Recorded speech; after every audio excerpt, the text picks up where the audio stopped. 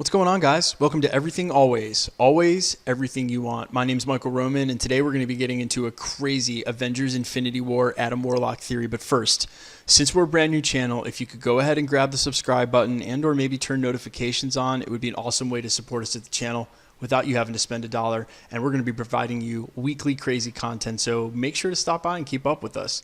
Now, chances are, if you're anything like me, you've been chomping at the bit to get Adam Warlock on screen in the MCU ever since his cocoon was spoiled in your Facebook feed 3 minutes before walking in the theater to see Guardians of the Galaxy 2. Yeah, that actually happened, and the guy who spoiled it is an actual Marvel Comics artist.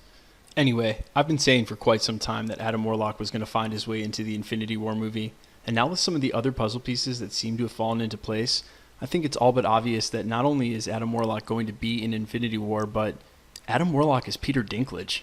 Okay, let's get to it. Now, I know the first thing a lot of you are going to say is that Peter Dinklage isn't even confirmed to be in Avengers Infinity War, and up until today, you would have been correct. While rumors stemming as far back as last year place him on the set of Infinity War with wink wink red hair, he hasn't been involved in any of the promos, pictures, or publications leading up to the movie, and he's not even listed on IMDb. But today, with the release of the second trailer, we also got the release of this high-def poster, and nestled between the names of Idris Elba, Heimdall, and Benedict Wong, Wong was the name of Peter Dinklage, with no picture or indication of which person he is going to play. Now that we've confirmed Peter Dinklage to be in the movie, I think we can go ahead and start rolling out secondary and tertiary characters that people have guessed he's going to be playing. If you know anything about the storyline of Adam Warlock and his role in the Infinity Wars and Infinity Saga storylines, then you know that Pip the Troll is definitely tied to that. I doubt that they would cast Pip if they weren't going to cast Adam Warlock, i.e. he wouldn't be part of the story unless Adam Warlock was part of the story too.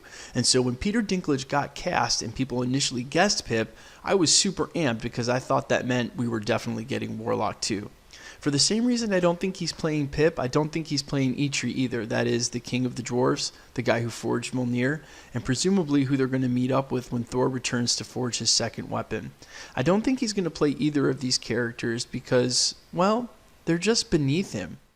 When Game of Thrones started, Peter Dinklage was a relative unknown. By the show's third season, he was not only a staple of the show and a fan favorite, but had also earned top billing on the show's opening credits, proving he's not only an actor of leading man quality, but also can deliver the dynamic performance Adam Warlock is going to call for.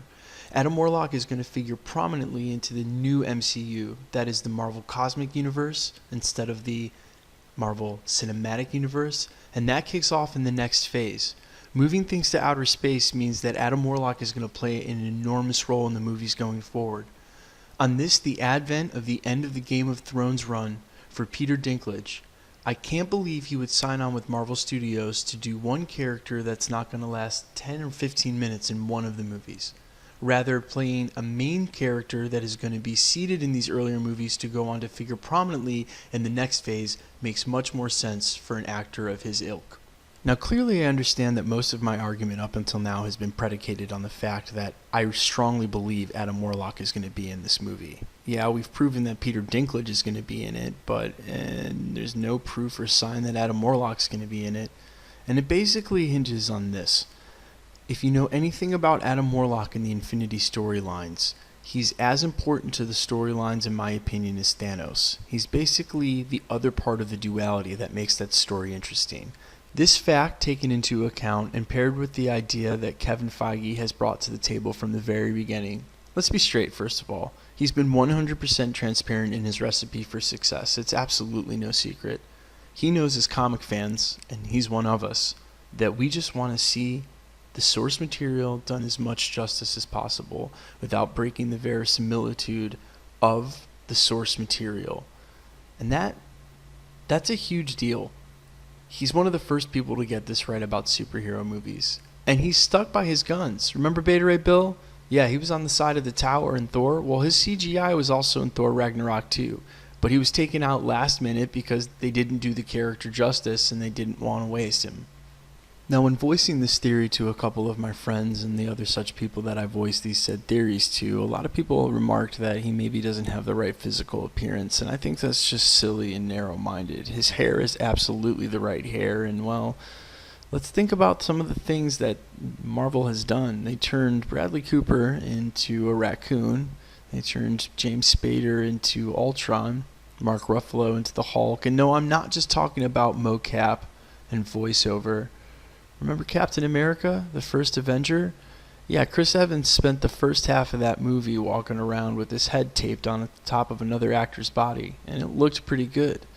Then more recently, when they had to de-age Kurt Russell when he met Peter Quill's mother, yeah, that looked pretty good too. Oh yeah, and what about this scene from Civil War? Remember this little scene? Yeah, they actually shot this with the actors. There's live cuts for all of this. But when they got into post-production, they realized it was easy to control the scene if everybody was CGI. So all of this, including characters like Black Widow who don't need to be CGI'd, are, and they just stick their face on in post. Still don't believe me? Let's look at this scene with Hela. Now, it may be hard to believe, but that's just Cate Blanchett's face. There's no action here, no need to CGI her, but those aren't even her shoulders. Everything from the neck down is absolutely fake. Fake butt, fake sword. And you know what? It looks good. Their CGI is good, and it's much better than that mustache debacle from Justice League earlier this year. So truth be told, there's absolutely no barrier for Peter Dinklage to be able to play Adam Warlock. Here's the bottom line. Marvel Studios and Kevin Feige haven't missed a beat. The cornerstone of their success has been doing the source material justice, and we have no reason to believe that they won't continue to do so. A character like Adam Warlock is just too important to an Infinity War story not to have him involved. And I know a lot of people at home are saying, yeah, but if they cast Adam Warlock, we would have heard about it. Yeah, we did. It's Peter Dinklage.